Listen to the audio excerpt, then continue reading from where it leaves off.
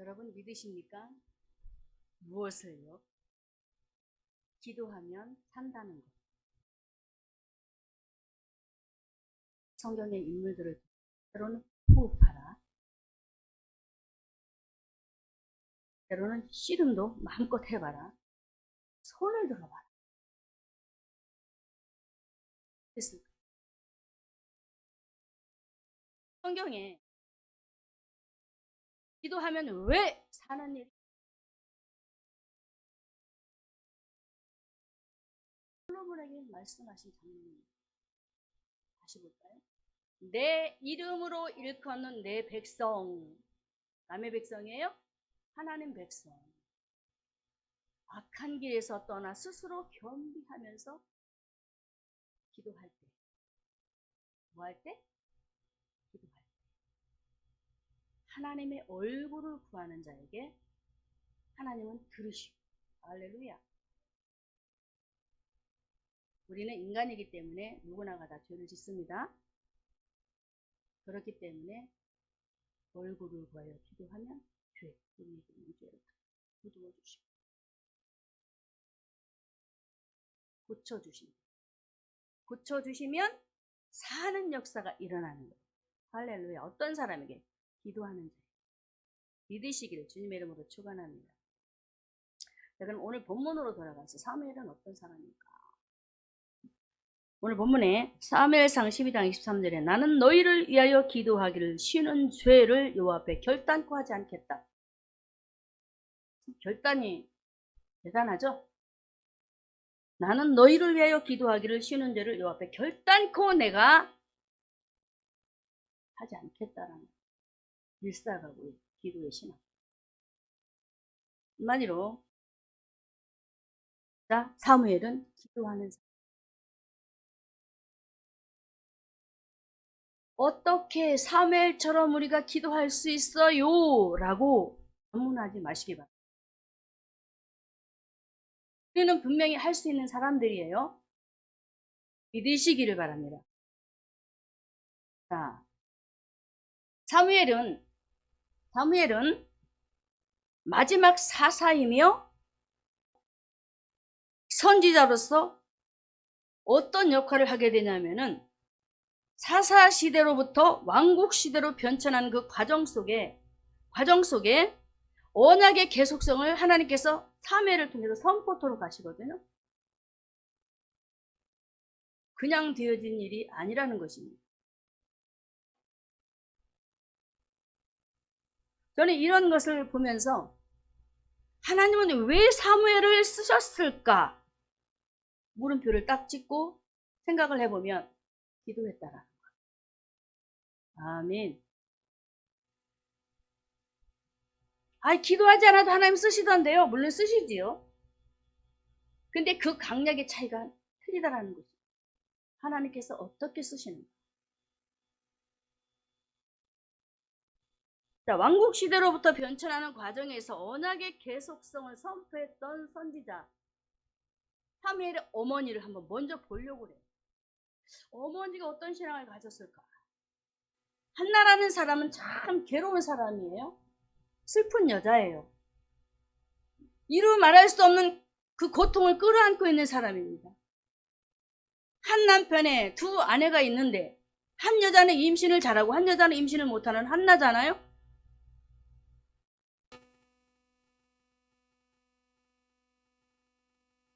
그 한나의 괴로움이 얼마나 그게 사무쳤는지 그가 하나님 앞에 가서 기도하는 그 장면을 보게 되면 1장 10절에 한나가 마음이 괴로워서 여호와께 기도하며 통곡. 이 통곡은 그냥 통곡이 아니에요. 실로에서 하나님 앞에 영적으로 어두워 있던 엘리 앞에서 그가 하나님 앞에 기도할 때 그 모습을 상상해 보면은 한나의 괴로움, 그 고통, 그 분인 나라는 여자를 통해서 격동시키면서 계속적으로 이 바닥에서 끌어오는 울분, 화, 이 고통을 끌어안고 그가 여보 왜 당신 여자 저 여자는 왜 나를 괴롭혀? 이것보다는 하나님 앞에 가서 그 고통을 끌어안고 울면서 계속적으로 그 사실들을 어떻게 해요? 고소를 하는 거예요. 사무엘이 어떻게 잉태되었을까? 기도 속에 임신한 아이입니다. 할렐루야. 기도해야 삽니다. 기도하니까 한나에게 하나님께서 아들을 주니 사는 역사가 일어났어요. 할렐루야. 남의 얘기가 아니에요. 저도 임신을 못했어요. 첫째 딸을 놓고 둘째 아이를 못 가졌어요. 그 학대 이루 말할 수 없었습니다. 그 울분을 제가 어떻게 했는지 아십니까? 들어가도 집에 들어와도 잠을 자도 그 눈물을 이 가슴에 끌어안고 하나님 앞에, 그때에는 제가 성전을 밟지 못하는 상태였어요.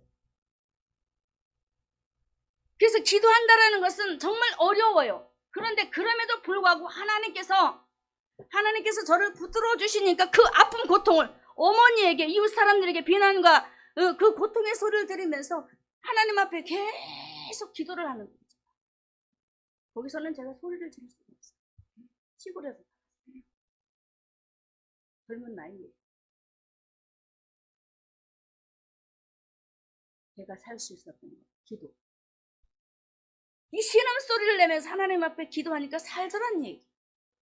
아이를 가지니까 개호를 해줘. 이게 사는 역사잖아요.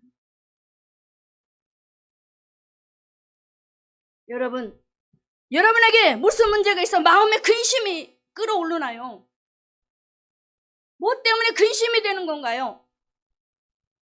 분명히 역대서에 사무엘에게 하신 그 하나님의 말씀은 내 얼굴을 구하면, 스스로 겸비해서 내 얼굴을 구하면 내가 고쳐주겠다라고 하시잖아요. 왜 고민하시냐고요? 왜 슬픔을 갖고 있느냐고요? 하나님 앞에 풀어놓으시기 바랍니다. 사람에게 얘기하지 마세요. 하지 말라고요. 바보 같은 짓이에요. 저는 사람에게 하지 않습니다. 괴로워도 저는 참아요. 그리고 그 가슴을 끌어안고 하나님 앞에 막 중얼대요. 어린아이처럼 하시라니까요. 기도해야 사. 누구 하나 나를 돌아보지 않아요. 괴로워 죽겠어. 끈이가 없어서 걱정돼 죽겠는데 누구 하나 돌아보지 않아. 그럴 때 내가 어떻게 하겠느냐고 창피하잖아요. 이 좋은 세상에, 좋은 시대에 내 얼굴을 보면, 나를 바라보면, 내게 기도하면 내가 주겠다니까. 하나님에게 하시기 바랍니다. 이처럼 사무엘의 어머니 한나는 하나님 앞에 기도하다 보니까 서원까지 하게 되잖아. 서원. 얘 아들을 주시면 없는 아이를 갖다 고백하게 하신 또 하나님, 들을 수 있도록 하게 하신 또 하나님.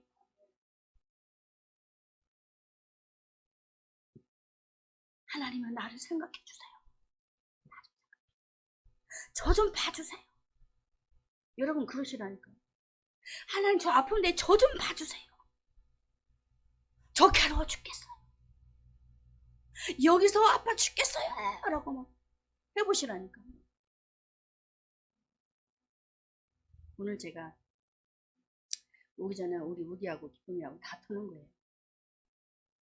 오빠 역할을 못하니까 제가 이 말씀을 가지고 얘기를 했어요. 그랬더니 제가 막 눈물을 터뜨리고. 이미 은혜 받고 온 사람이야, 쟤는. 응답받고. 하나님이 제 가슴을 오르만지더라고요. 제가 얘기를 하니까. 뭐가? 엄마에게 아빠에게 고자질.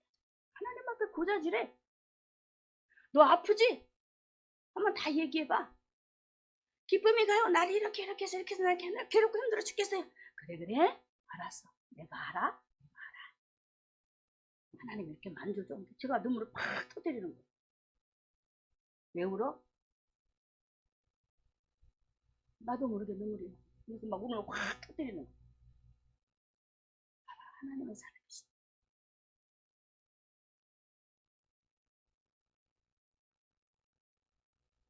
여러분, 하나님의 말씀을 지식으로 받지 마시기 바랍니다.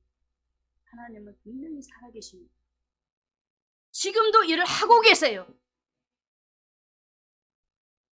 내게 아들을 주시면 내가 드릴게요.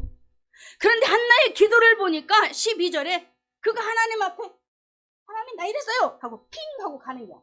오랫동안 기도했다. 무슨 기도였을까요? 하나님과 깊은 대화를 기도했다. 어떻게 대화를 해요? 된다니까요. 하나님과 대화가 돼요. 기도하다 보면. 나 방언 무대에서 하나님과 대화 안 돼요? 아니, 된다니까요. 한국말로 하나님 앞에 기도해도 하나님 앞에 막 아픈 가슴을 털어 놓으면 하나님께서 이 가슴을 이렇게 쓸어 내려주신다니까요. 성령의 역사하신가 감동으로. 할렐루야. 믿으시기를 바랍니다. 제가 후기에게 다른 말 안 했어요. 제 아픈 사정을 그대로 얘기하면서 하나님 말씀을 가지고 제가 강론했어요. 간단하게. 그런데 성령 일을 하시더라고요. 하나님은 일하십니다.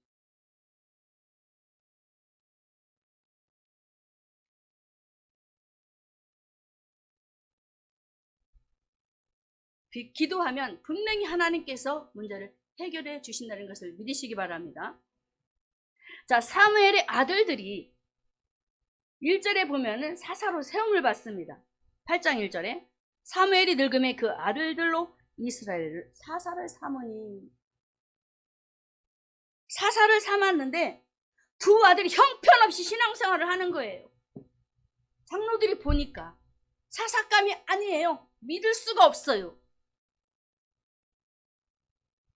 그래서 왕을 구하는 거예요. 이 소식을 들은 사무엘이 어떻게 했습니까? 그 마음이 어땠습니까? 그 마음은 이루 말할 수 없이 괴로웠습니다. 그런데 그 괴로움을 가지고 그가 하나님 앞에 호소를 하더란 얘기야. 이해되셨지요? 자식을 잘못 키웠다고 지금 장로들이 계속적으로 얘기를 하고 있어요. 그 소리를 들을 때 그 마음이 어떠했겠느냐고. 다른 거를 떠나서 말씀 속에 다른 말씀도 있지만 그 모습만 보더라도 사무엘의 심정이 어떠했었겠느냐고요. 아들들을 사사로 세워놓으면. 이런 사실들을 사무엘이 알고 하나님 앞에 기도하기 시작했어요. 다른 왕을 세워달라고 했을 때 하나님께서 말씀하시지요. 그들의 말을 들어라. 내가 준비해 놓았다. 그 왕을 세워라. 순종하면서 사무엘은 하나님 앞에 기도로 모든 것을 정리해버립니다. 할렐루야. 기도밖에 없어요. 사무엘은 자기 자식이 잘못 띄어진 길로 가는 모습, 그리고 이스라엘 장로들과 모든 자들이 저렇게 반문하고 반항하면서 자기 왕을 세워달라고, 세상 왕을 세워달라고 했을 때 그 광경을 바라보고 당신 탓이야! 라고 말을 한 것이 아니에요. 내 탓이야. 내가 기도하지 않아서. 기도하면 이렇게 되어져요. 내가 기도하지 않아서 이런 일이 발생합니다. 책임입니다. 책임. 앞선 자의 책임. 이 모든 사실 정황들을 살펴보고 하나님의 말씀을 듣는 가운데 그는 하나님 앞에 왕을 세워달라는 그 소리를 듣고 내가 다시는 기도를 쉬지 않겠다. 쉬지 않겠다. 죽으면 죽으라는 각오로 내가 이제는 하나님 앞에 기도하겠다라고 결단을 내리며 오늘 저와 여러분에게도 기도하도록 이 가슴을 지금 계속적으로 건들고 있지 않아요? 내가 기도하지 않았어. 하나님이 나를 먼저 세워놓았는데 먼저 열어주시고 알게 하시고 깨닫게 하시고 앞선 자로 다 알게 하셨는데도 불구하고 그 사명을 감당하지 못하니까 하나님께서 옆에 붙여둔 자들을 들어서 계속적으로 이 일들을 진행하시고 있구나 하는 것을 사무엘이 알게 됩니다. 사무엘은 문제가 터질 때마다 하나님 앞에 기도한 사람이에요. 할렐루야. 기도의 사람이에요. 사무엘 상하를 막 다 뒤져보면은 많은 것들이 그러나 다 할 수 없잖아요. 제가 오늘 이 부분에서만 보더라도 사무엘은 기도해서. 자, 사무엘이 하나님 앞에 기도해서 함으로 서니까 하나님께서 어떻게 일하는지 아십니까? 사무엘상 3장 19절의 말씀에 이렇게 일을 진행하시더라는 얘기. 사무엘상 3장 19절에 사무엘이 자라매 여호와께서 그와 함께 계셔서 그 말로 하나도 땅에 떨어지지 않게 하시니 자랐습니다. 영적으로 자랐어요. 아이 사무엘이 신앙이 돈독해졌어요. 흔들리지 않는 신앙, 확고한 신앙, 하나님 말씀에서는 신앙. 그러니 기도하지 않을 수가 없잖아요. 기도하니까 사무엘을 통해서 전해지는 말씀들을 땅에 떨어지지 않게 하시더란, 책임졌다 이 말이에요. 그리고 20절에는 보면은 사무엘은 여호와의 선지자로 세우심을 입은 줄을 다 알게 만들어버려요. 기도하니까 하나님께서 세우신 선지자야, 사사야 라고 인정을 하게 만들었더란 얘기예요. 기도합시다. 그리고 21절에 가서는 하나님께서 어떻게 하신지 아십니까? 기도하니까 21절에 읽습니다. 여호와께서 실로에서 다시 나타나시되, 여호와께서 실로에서 무엇으로? 하나님 말씀으로 누구에게 나타났어요? 사무엘에게. 할렐루야.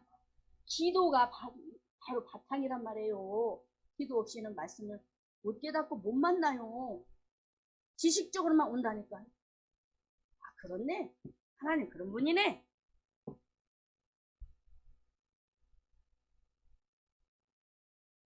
살아있는 신앙으로 회복되기 바랍니다. 그래서 말씀은 우리에게 씨앗을 뿌리는 것이라고 예를 든다면 기도는 무엇이 될까? 말씀이 씨앗입니다. 기도는 무엇이 될까요? 물이에요. 씨앗에게 물을 뿌리면 뿌리가 내려요, 안 내려요? 내려서 자란다. 그래서 결실을 맺게 한다. 기도합시다. 기도해서. 그래서 기도는 돕는 역할이다. 우리 모두 정신 바짝 차려. 베드로전서 4장 7절에 마지막이 가까웠으니 정신을 차리라. 정신을 바짝 차려. 근신하여서 하나님 앞에 나 자신과 환경과 세상과 사단을 이기는 우리 모두가 되기를 주님의 이름으로 축원합니다. 두 번째로, 기도해야 사는데 기도하지 않으면 어떤 사람이 되어버릴까? 기도한 사람, 사무엘은 영적인 분별력이 생겼어요. 근데 기도하지 않으니까 어떤 사람이 되는지 아십니까? 사무엘상 8장 1절에서 3절까지 한번 보겠습니다. 기도하지 않으면, 사무엘상 8절 읽습니다. 사무엘이 늙음에 그 아들들로 이스라엘 사사를 삼으니 장자의 이름은 요엘이요 차자의 이름은 아비야라. 그들이 브엘사바에서 사사가 되니라. 3절이 중요합니다. 그 아들들이 그 아비의 행위를 따르지 아니하고 이를 따라서 뇌물을 취하고 판결을 굽게 하니라. 아들들이 어떻게 했어요? 아들들이 누구예요? 사사예요. 이스라엘의 사사.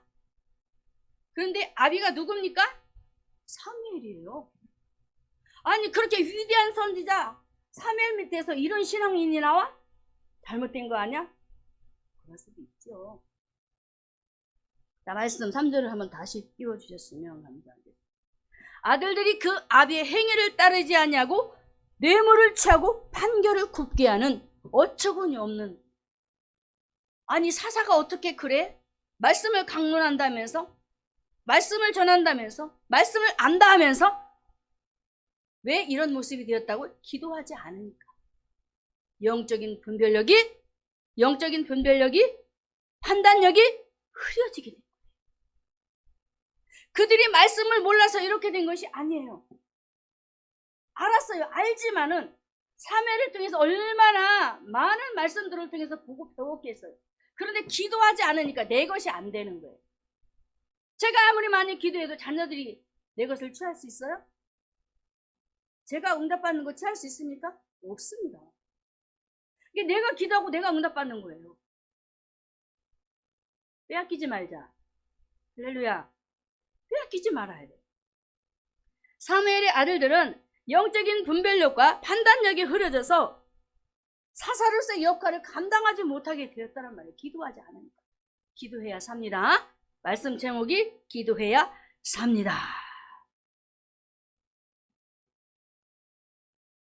사무엘상 12장 2절에 3절에 보면은 사무엘의 신앙이 나와요. 사무엘의 신앙은 얼마나 철두철미했는지 자신을 증언하는 장면이 나와요. 볼까요? 자, 읽습니다. 내가 여기 있나니 여호와 앞과 그 기름 부음을 받은 자 앞에서 내게 대하여 증거하라. 내가 네 소를 취하였느냐? 네 나귀를 취하였느냐? 누구를 속였느냐? 누구를 압자였느냐? 내 눈을 흐리게 하여 뇌물을 네 손에서 취하였느냐라고 그들에게 물어봐요. 없어요, 없어요. 하나도 없어요. 밑에 구절에 내려가 보면 그들이 직접적으로 증언을 합니다. 하나도 없어요. 당신은 깨끗하게 선지자 역할을 했어요. 사사 역할을 했어요. 이랬던 사무엘인데 그 자손들은, 기도하지 않은 사무엘의 아들들은 정반대의 신앙으로 가고 있는 거예요. 기도합시다. 기도합시다. 기도하자. 자, 기도하지 않으니까 요엘과 아비야가 어떤 모습으로 퇴보하느냐? 잠언 1장 22절에 퇴보하는 신앙이 되어버려요. 기도하지 않으니까 너희 어리석은 자들은 어리석음을 좋아한다 그랬어. 어리석은 자가 돼버려요. 기도하지 않으니까. 자, 우리도 우리의 자신을 한번 돌아봐요. 내가 기도할 때는 지혜로운 자로 뭔가 생각이 다르고 마음 바탕이 다르고 행동하는 모습이 달라지는 것을 알 거예요. 여러분 자신들이 기도할 때. 근데 기도하지 않으면 어때요? 도무지 옛 모습으로 돌아가고. 판단력이 어디 있어요? 분별력이 어디 있어요? 아이 쌍 하면서 막 욕도 하고 아주 옛 모습으로 돌아가서 아주 도끼가 올라가지고 이루 말할 수 없이 이 신앙의 바탕들이 가시와 웅겅퀴가 아주 그냥 얼추고 설켜가지고 그런 모습으로 가게 된단 말이에요. 이 두 아들들이 기도하지 않으니까 어리석은 자로 전락해서 어떻게 되냐? 판결을 굽게 했다고 그러죠. 지혜롭지 못하게, 의롭지 못하게, 공평하지 못하게, 정직하지 못하게 행할 일들에 대해서 그들이 매사의 모든 것들이 아주 그냥 하나님께서 보시기에 내칠 수밖에 없는 그런 자들. 비웃다라고 우리에게 고발하고 있잖아요. 기도하자. 반말하지 마세요. 나도 그럴 수 있어요. 여러분도 그럴 수 있다니까요. 비판하지 않으세요? 아이 그래도 나는 신앙생활 잘. 잊지 마세요. 기도해야 사. 기도해야 하나님 말씀 안에 붙잡혀서 내가 의롭게 행동을 할 수 있고 상대방을 포용하고 이해하면서 모든 것들을 다 헤쳐나갈 수 있지. 기도하지 않으면 똑같아요. 목사도 필요 없습니다. 권사직분도 필요 없습니다. 기도하지 않으면 똑같아요. 기도해야 삽니다. 어리석은 자가 돼서 어리석음을 좋아하고 훈계를 받지 않는 자들이 되어버렸단 말이에요. 기도하지 않으니까. 그래서 이 어리석은 자가 되어서 어떻게 대화하느냐라고 우리에게 말하고 있는데 32절에 잠언 1장 32절에 어리석은 자의 퇴보는 자기를 죽이며, 어리석은 자가 돼서 자기를 죽이는 일들로 이 요엘과 아비야가 신앙적으로 더 이상 말하지 않아도 알겠죠? 기도합시다. 그들에게서 능력 있는 삶을 기대할 수조차 없는 상황이 되자 하나님은 또 다른 사람을 세우는데 사울왕을 세우잖아요. 그 역시 처음에는 겸손했지만 나중에는 그냥 분별력 없이 제대로 판단도 못하고 하나님의 일을 하는 잘하고 있는 다윗을 죽이려고 쫓아다니고 온갖 짓을 다 하고. 보세요. 기도하지 않은 사울. 기도하지 않은 사울. 영적으로 사단에게 붙잡혀서 자기 중심, 자기 생각으로 그 권력에 붙잡혀가지고 기도해야 삽니다. 반말하지 말라고 했어요. 내가 섰다 할 때 겸손하시기 바랍니다. 자, 기도로 얻은 아이 사무엘. 어려서 그 모습을 보게 되면 하나님께서 우리에게 기도하지만은 알고 기도했을 때와 모르고 기도했을 때의 그 모습을 우리에게 비춰주시는데 사무엘상 3장 1절에 이렇게 말합니다. 아이 사무엘이 엘리 앞에서 여호와를 섬길 때에는 여호와의 말씀이 희비하여 이상이 보이지 않더라 라고 말하며 계속 읽어볼까요? 2절에 엘리의 눈이 점점 어두워가서 잘 보지 못하는 그때에 그가 자기 처소에 누웠고 하나님의 등불은 아직 꺼지지 아니하였으며 사무엘은 하나님의 궤에 있는 여호와 전에 누웠더니라고 말하지요. 자, 사무엘이 어려서 성전에서 하고 기도하고 이런 상태에서 신앙생활 하다 보니까 하나님의 음성인지 사단의 음성인지 자기 음성인지 엘리의 음성인지 모르는 거예요. 이렇게 영적인 분별력이 하나님의 말씀을 제대로 알고 하나님을 알고 기도를 하게 되면 분별력이 생기고 판단력이 생기고 하나님 말씀 안에서 잘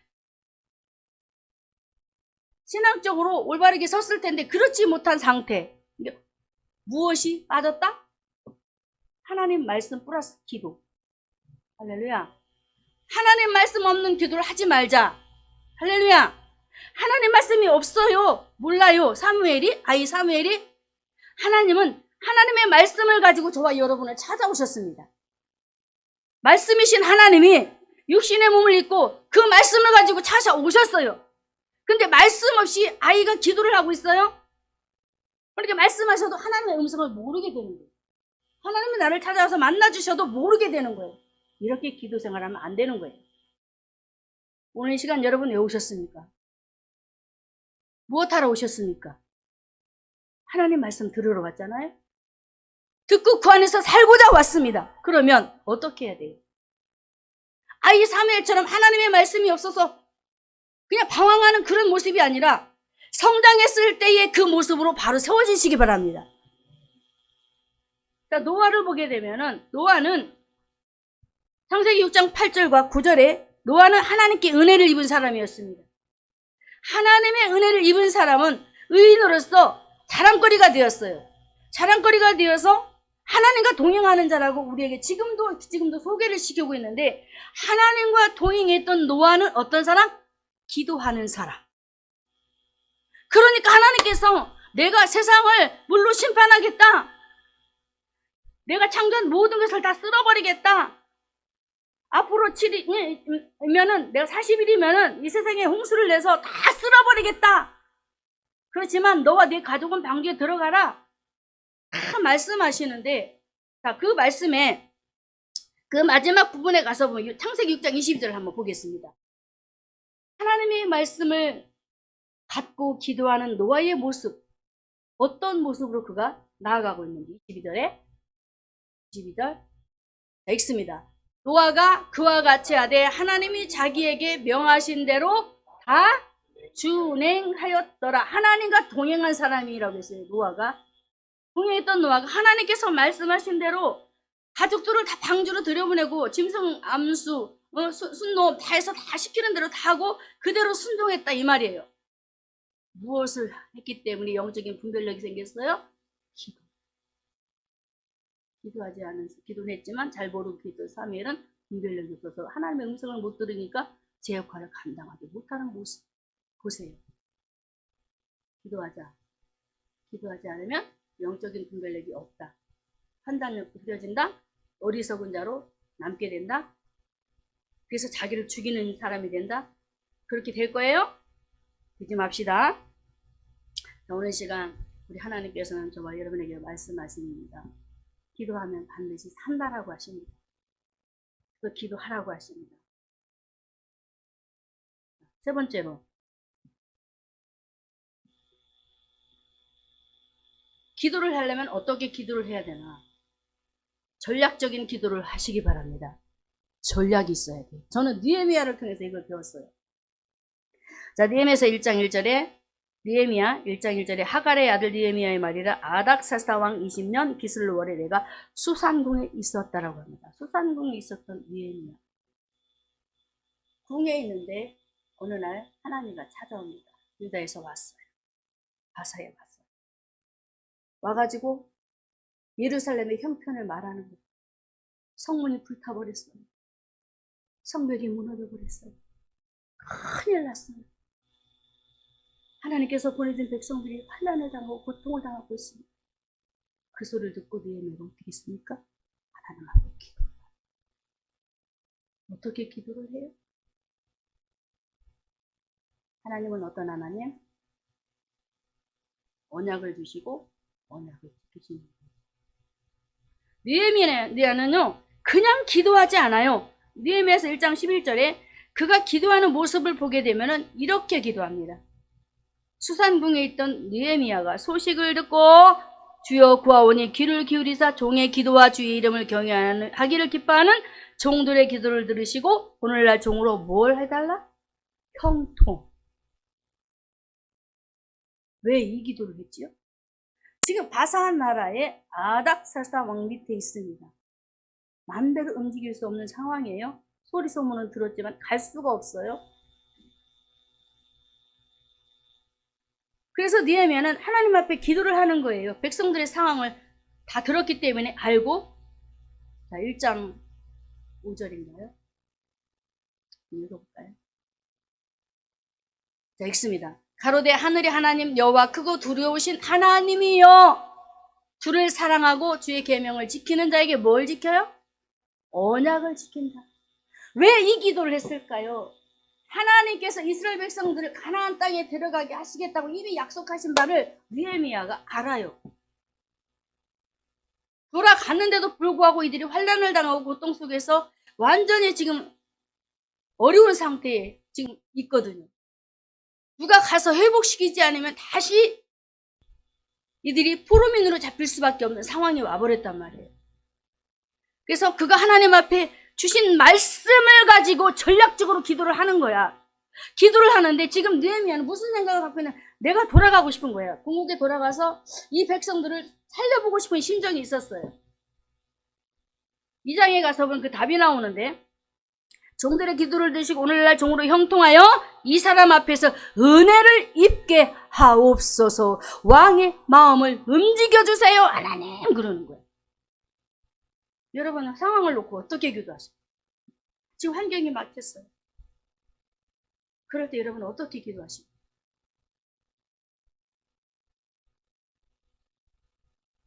일단은 사람의 마음을 사야 되거든요. 우리는 사람은 사람과 사람끼리의 만남이에요. 예를 들어 돈 가지고 이제 문제를 해결될 상황이 왔다면 사람과 사람끼리 만남이지요. 우리가 기도할 때 하나님 내가 누구에게 지금 급전을 빌려야 되는데 저는 도저히 저 사람의 마음을 움직일 수가 없는데 하나님께서 누구에게 은혜를 주셔서 제가 가서 말할 때에 정말 제가 그 돈을 취할 수 있도록 저에게 답을 주세요! 라고 기도를 해야 된다는 거죠. 예를 들었습니다. 상황 판단을 잘했어요. 그냥 소박 거달기식으로 기도하지 마세요. 언약을 지키시는 하나님, 계명을 지키는 자.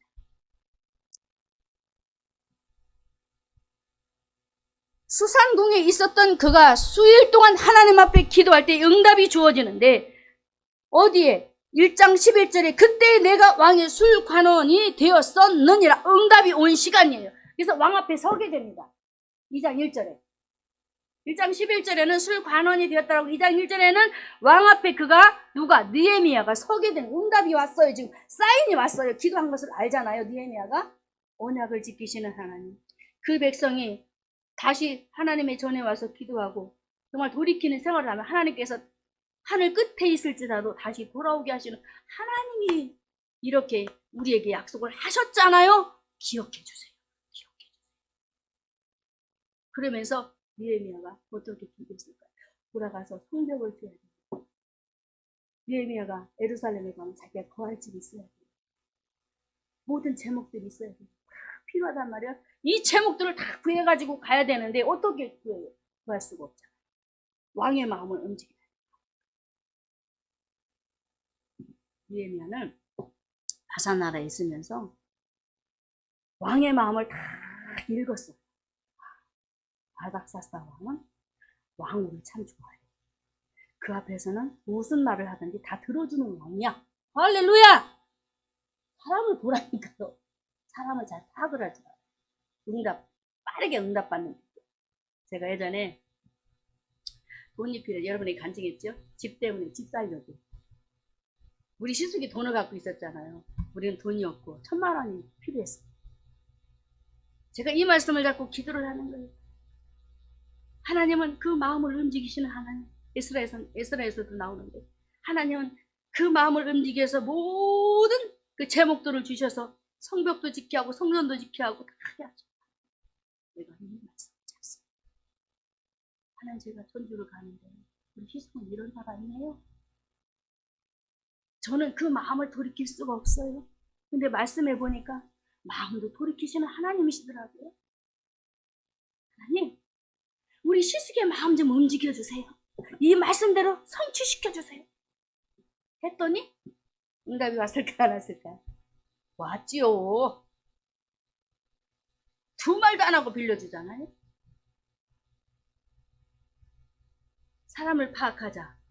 기도할 때 내가 누구에게 꼭 뭔가 해야 될 일이 있어요?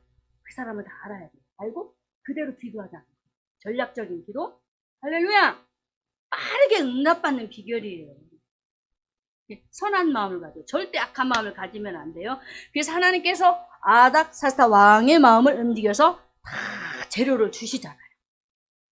통역들의 마음도 움직이게 하시고 가서 통과할 수 있도록 다 모든 것을 완벽하게 해결해 주시잖아요. 그래서 저는 누구를 만나든지 간에 그냥 기도하지 마요. 하나님의 말씀 잡어. 왜 자꾸 딴짓을 하려고 그래? 그러지 말고. 제가 항상 그 얘기. 하나님은 약속의 하나님이야. 그 약속을 가지고 일을 진행하셔. 왜 그래 도대체. 그러지 마. 친구를 만나면 그렇게. 어르신들 만나면 존칭을 하는 거예요. 괴로우세요? 그러면은 그 괴로운 마음을 하나님이 아시거든요. 하나님이 이렇게 하셨잖아요. 보세요. 성경을 제가 보여줘요. 그걸 자꾸 기도해요. 눈 뜨고 기도하시라고요. 하나님은 이 성경에 있는 약속의 말씀, 남의 말씀으로 받지 않고 내 것으로 잡고 대입해서 기도하는 사람들을 빨리 들어주십니다. 할렐루야. 할렐루야. 여러분들에게 어떤 문제가 있습니까? 느헤미야는 정말 이 이스라엘 나라 백성들이 정말 너무나도 걱정되었잖아요. 그래서 근심된 얼굴 가지고 왕 앞에 섰을 때 너 왜 얼굴에 근심이 있어? 너 혹시 나 암살하려고 그러니? 그때 그 당시는 근심을 하면 죽게 되고 목숨 걸고 작전을 짠 거야. 내가 왕 앞에 서 근심 때문에. 왜? 왜? 그 옆에 누가 있었다고? 왕후. 왕후가 옆에 있으면 꼼짝을 못하는 거야. 아닥사스다 왕이 꼼짝을 못하고 얘기를 하면 다 들어주는 거예요. 그걸 파악해. 얘가 근심. 여러분들이 하나님 앞에 기도할 때 아무리 어려운 상황이 있다 할지라도 기도를 하게 됩니다. 전략적으로 꼼꼼히 따져가면서 하나님 앞에 뭘 잡고 하나님 말씀 잡고 꼭 기도하셔서 응답받아 하늘 역사를 주님의 이름으로 축원합니다.